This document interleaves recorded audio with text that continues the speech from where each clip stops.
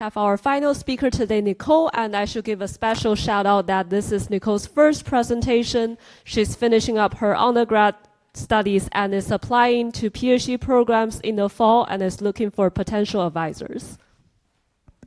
Hello. Can you guys hear me? Okay, great. Thank you so much for the introduction. Today I'll be presenting TrackU, a deep dive into safety alerts for Apple AirTags. I'd like to start off by saying that Apple AirTags are Bluetooth low-energy item trackers. They're very small, and they let you locate items directly through the Find My app, which comes pre-installed on all Apple devices. Essentially what happens is that if an AirTag is lost, it'll send out BLE advertisements to any Apple device that'll hear it, including other people's iPhones, and its goal is to have that Apple device upload a location report to the Apple server. This is called the Find My network, and it essentially turns every single iPhone into a giant sensor that'll help you locate your items. Because AirTags are native to this Apple family of products, there's been huge concerns for tracking and stalking since their release. In fact, a lot of the lawsuits and court cases were the initial motivation for our research because there was cases against AirTags being used in stalking, tracking, and even sometimes in murder trials. So there was a huge concern on our part for how this small device can contribute to this issue. Now, there are some anti-stalking features that Apple offers to mitigate this risk. The one that I'll be touching on today are the time-sensitive alerts, which allow users that have been followed by an unknown tag to click on the alert and see the distance they've been followed for, the route, and also some information about the AirTag itself and potentially who the owner even is. What we were looking to answer through our research were three main questions. The first one is, what triggers the alerts within the AirTag ecosystem? We provide a comprehensive analysis of the safety alerts, as well as variables and metrics that affect their actual delivery to the user. We also show, secondly, that there are limitations to the AirTag ecosystem in preventing stalking incidents. We found that cloned AirTags can enable stealthy prolonged stalking, and we also show how to mitigate this risk, as well as closing off the issues presented in prior work. And third, we are looking to address what challenges are associated overall with building a robust anti-stalking framework across every type of BLE item tracker. And today I'll share some recommendations to improve anti-stalking measures across the board. So now, before I get started in depth on some more of the safety alerts, I'll talk a little bit about how AirTags communicate with the system around them. So right out of the box, an AirTag must get connected and paired to its owner device. What will happen first is that the AirTag and the owner device will establish a public key ring, and that means that the AirTag will get the public key that it is using for that day. Every single day, the public key is supposed to rotate on a genuine tag. Now, once the tag moves away from its owner device, it enters this broadcasting mode where it starts searching for Finder devices and sending out BLE broadcasts, hoping that one of these Apple devices will hear its broadcast and upload a location report to the Apple server. This location report will contain the Finder device's location information, an accuracy measurement, as well as a timestamp, and all be encrypted under the public key that it originally heard from the tag. The Apple server will then store this report, and then the owner device can start to fetch it and query the Apple server to see if they have any information as to where their lost tag can be. Assuming this report has been uploaded, the Apple server will then send every single report it's gotten under that public key, and then it's the owner device's job to take all those reports, decrypt them, and eventually find the tag. Now, this is how this scenario is supposed to work under normal circumstances. But what if there are malicious actors? Now, in that case, we have the owner device, which is our stalker in this situation, and they've slipped an AirTag into your backpack or wherever else on the victim, and now this victim device, previously the Finder device, is basically just sending their own location information, thinking it's helping out a lost tag, but really just giving away its own information. Now, in this scenario, that's where the safety alert comes in. We know for prior work that an individual tag is marked suspicious on the OS level of a Finder device after around 10 minutes and at least 840 meters of travel with that device. However, prior alert work has also shown that the alert is delayed despite being marked suspicious, potentially to reduce false positives, to not have users overloaded with safety alerts from these AirTags. So we were looking to find when are the alerts really delivered to the user and what affects this delivery. To do this, we had an experiment set up where we had multiple different stalker AirTags trailing victim devices, or just iPhones that we marked as being unassociated with the tags. And we measured multiple different metrics and saw how they affected the alert delivery and set baselines for when we accepted this alert to come. The first one that I'll be going over is time of day. So we found that if we started the experiments in the morning, we would get the alert pretty consistently at around the 8-hour mark, but starting at 3 p.m. and trailing downwards to 11, at night from 11, we would get the alert within 30 minutes, sometimes as soon as 10 minutes when the tag we assume was marked suspicious. We believe this is because Apple is giving users the alerts faster at night because there's a higher risk of stalking at night, or because the key is expected to change and roll over at 4 a.m., so Apple is giving the user enough time to find the tag. We also saw that phone models had no effect on alert delivery.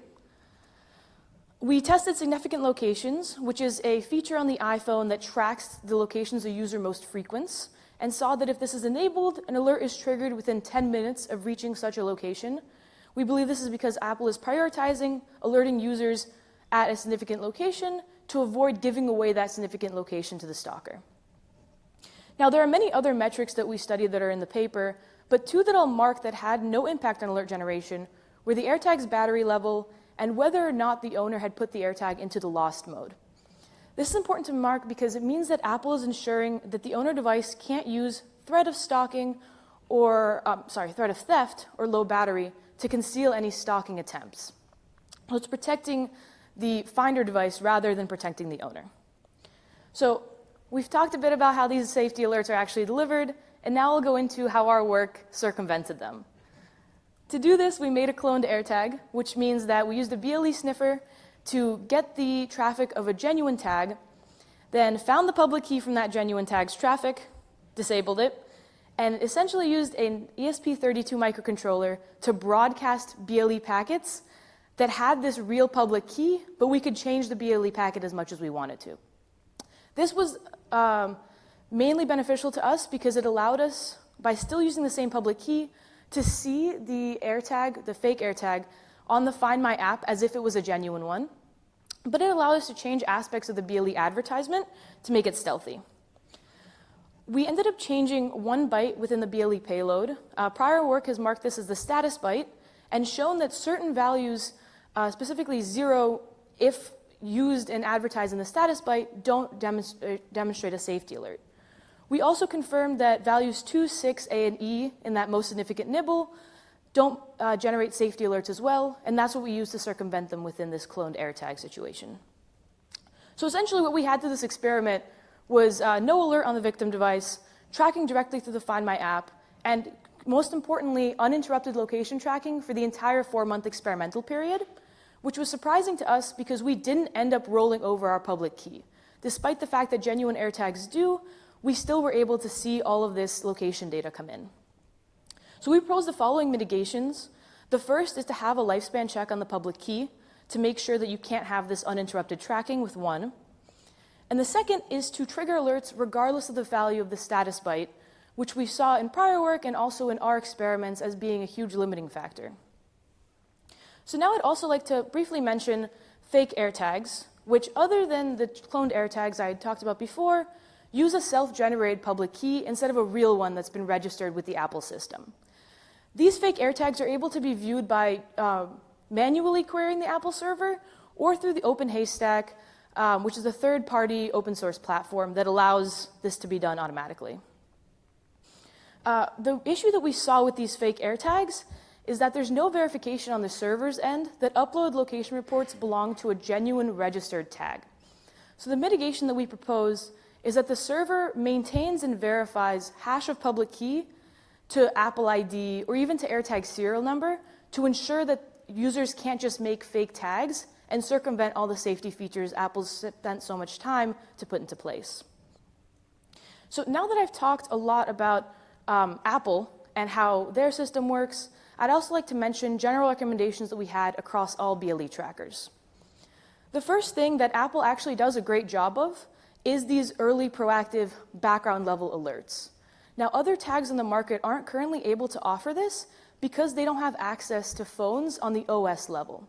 We believe that there should be cooperation among all the different tag manufacturers to enable this background level scanning and give users a higher level of security. In addition, there should be an aggressive scanning mode available for users that believe that they may be under risk of intense tracking, that users can opt into potentially getting more false positives, but getting the alert faster instead of having it being put off for 8 hours or even 30 minutes if there's an imminent risk. And finally, reports should be encrypted, and public keys and MAC addresses should be rotated regularly, and this rotation should be verified on the server level to avoid any complications. And now, before finishing off, I'd also like to briefly mention that Apple and Google are leading an initiative currently for an industry-wide specification to address this issue. We submitted our comments to the draft specification, as well as responsibly disclosing all the issues that we found to Apple prior to publishing any of the work. Thank you so much. Take any questions.